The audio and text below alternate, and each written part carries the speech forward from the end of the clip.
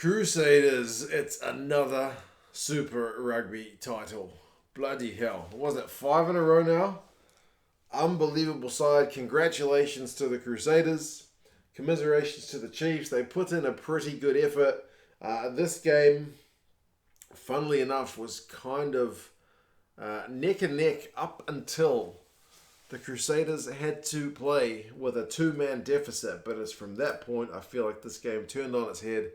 Crusaders went up a gear and the Chiefs suddenly found themselves going uphill for some reason when they should have been really turning the screws. But that's the Super Rugby final for 2021. Super Rugby Aotearoa. It is 24 points to 13. Kind of low scoring in terms of the tries. 2 tries to the Crusaders, 1 to the Chiefs, and all in the first half. The remaining points all coming from the boot. Maybe reassuringly for All Blacks fans is the fact that Richie Mo'unga in a clutch game managed to kick a drop goal in the wet in a pretty difficult situation, whereas maybe a bit disconcerting was that Damian McKenzie, who up until this point has been an absolute kind of pressure player, didn't maybe have his best night from the tee. He missed 3 kicks, so 9 points left out there on the park, and against the Crusaders, it's not something you can really afford to get away with. We'll go through some of the key events, some of the stats, and then we've got the AU final on in about half an hour. So we'll see if we can wrap it up before that. Interestingly, the Chiefs went through some phases early. Blackadder managed to get an intercept, and he looked busy. Ethan Blackadder, his work rate continues to be phenomenal, so it's great to see. Reese gets the first try, though, 6 minutes in. They get the ball out to the right wing. He has to reach out. They TMO it to check that he managed to get the ball on the line.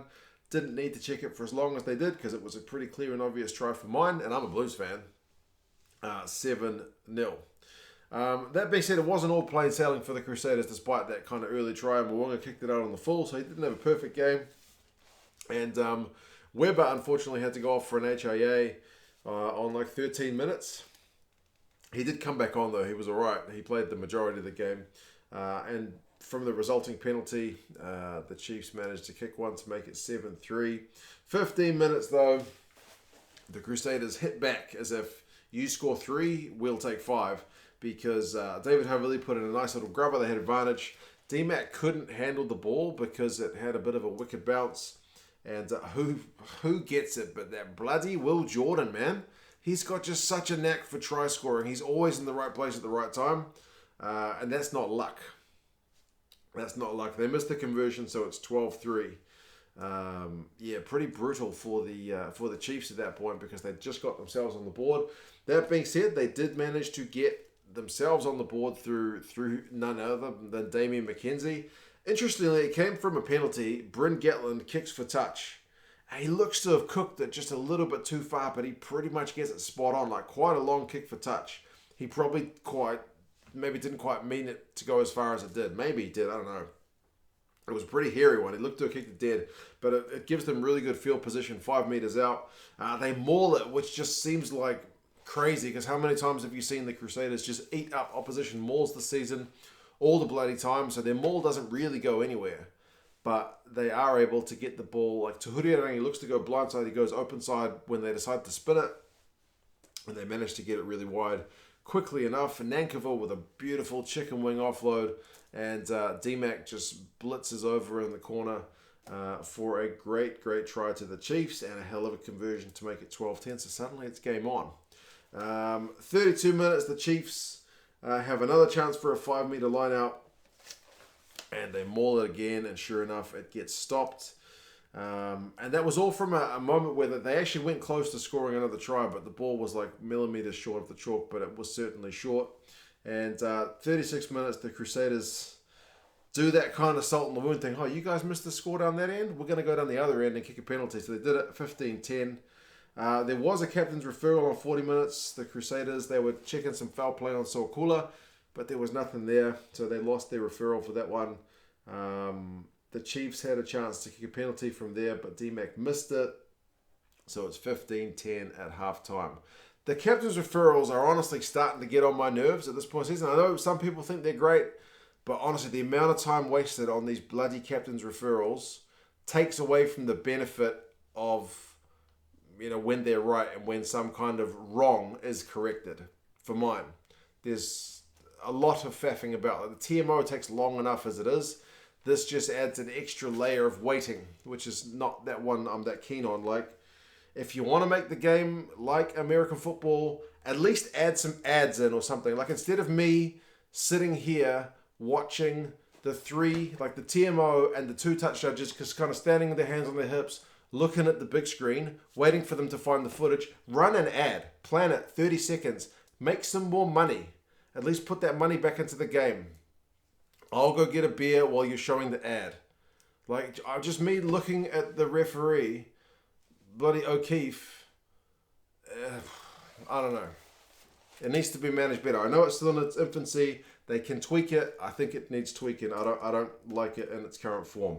Halftime stats: possessions 53-47, territory 54-46 to the Crusaders. They've had more run meters, 303 to 183. Tackling percentage for the Crusaders is actually pretty disappointing, 76%, but then it's really low. Chiefs are at 82. Their defense has been under a bit of pressure. Clearly, they've conceded 2 tries. Second half, DMAC misses another penalty on 43. Pretty disconcerting at that point. Lachlan Boshier shows he's got a gift with the boot, though, with a hell of a long kick for territory on 45 minutes.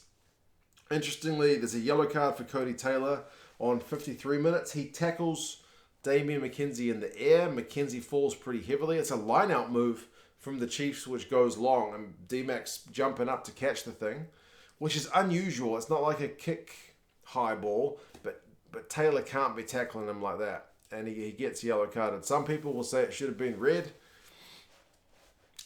I'm not that keen on guys jumping into tackles as much as they can avoid it, but yeah, either way, it's a yellow card for Taylor. A few minutes later, there's a referral for a high tackle from Severis on Chase Tiatia.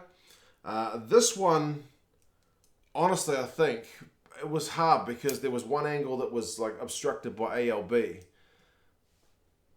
And I like the idea that it's yellow ordinarily if it's not that much force, but it's high. But honestly, that kind of tackle throughout the AU and Aotearoa this season has always been red. But in this game, it was yellow. So Reese gets yellow carded. I'm not trying to say the Crusaders get special treatment and I'm a hater of that kind of thing. But honestly, that decision for mine all season has been red. But for some reason, this one's a yellow. Maybe because it's a final. I don't know. Like I said, one of the angles was obstructed. I was doing the live stream, so I couldn't really hear what the TMO was saying. I just heard the TMO say there was direct contact to the head, and the ref go, well, it wasn't extreme contact, so it should be a yellow. I haven't heard that kind of excuse at all. Mitigation is usually if the guy's dropping, right? I don't know. Won't get too hung up about the decisions. Either way, it's 15-13. Whether it's for 10 minutes or 20 minutes, it doesn't matter. Because it's 15-13. The Chiefs kicked the resulting penalty because, that's what they got. So it's a 2-point ball game, and you got 2 extra men. This is the chance for the Chiefs to turn the screws, put the Crusaders under the pressure. It doesn't happen. The Crusaders, they don't look like they're playing with 2 men down. They become a better team. It wakes them up. Maybe they realize they're in a risk of maybe going behind. Morgan kicks the drop goal on 64. He had a big old line break combined with Bryn Hall. They were kind of unlucky not to score a try. Good defense from Brad Weber. They got a crucial turnover. That man again, Blackadder, on their own 22. They stole any momentum the Chiefs had. They kicked a penalty towards the end of the first yellow card to make it like 21-13. Then Havili won another penalty at the breakdown. The Crusaders kicked it 24-13. Like, honestly, man, if you 2 men down and you can come back and suddenly find another gear to take it away from the other side, you deserve to be champions. I don't care what the refereeing stuff is.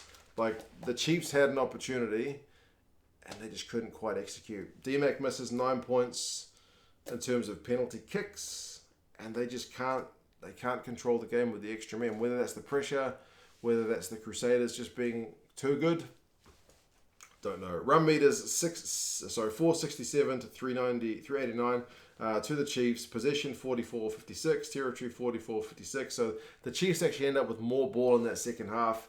Clean break 6-4, so relatively low. Remember, it's raining. The second half is really wet, so it's a little bit hard to get as much continuity, but the intensity of the game was really high.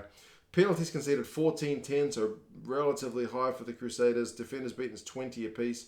Turnovers conceded is 18-13. That is high, but speaks to the conditions. The Crusaders up their defensive game in the second half. They go from 72% or 76% in the first half to 83% tackling in the second half. So they would have been at high 80s or low 90s in that second half to get that overall percentage at that level. Chiefs finish with 82, so the same as the first half. Boshia in that losing effort makes 10 from 11 tackles. Mo'unga beats 4 defenders, has 2 clean breaks. Remember, the Crusaders had 6 clean breaks and Mo'unga's got 2 of them. Shows you how important he is to the team. 90 run meters. He's got to play 10 for the All Blacks, that man. Chiefs, I mean, they had a chance. Credit to them for making the final. They turned it around from last season. They were in the game and they had a real good chance to put the Crusaders under the pump, but couldn't quite get it done. Did better than my Blues, for sure. My Blues couldn't even make the final. So as I said, congratulations, but commiserations. Crusaders, for you guys, it's all too familiar. It's another title. The Chiefs made you work for it, but when push comes to shove, the Crusaders are still the best team in New Zealand. Right, Aussie game is not too far away. Hopefully it lives up to this one, because like I said, it was gangbusters for a while, for ages. It was proper high intensity, really good quality match. If you haven't seen it, I suggest you go and watch it, even if you know the result. Anyway, you guys take care of yourselves. If you got this far through the video, despite my ranting about captain's challenges, do drop the video a like. It helps out the channel immensely. Consider subscribing to Patreon. That helps. I'll put a link in the description for that. Yeah, you guys take care of yourselves. Talk to you again soon. See you later. Bye.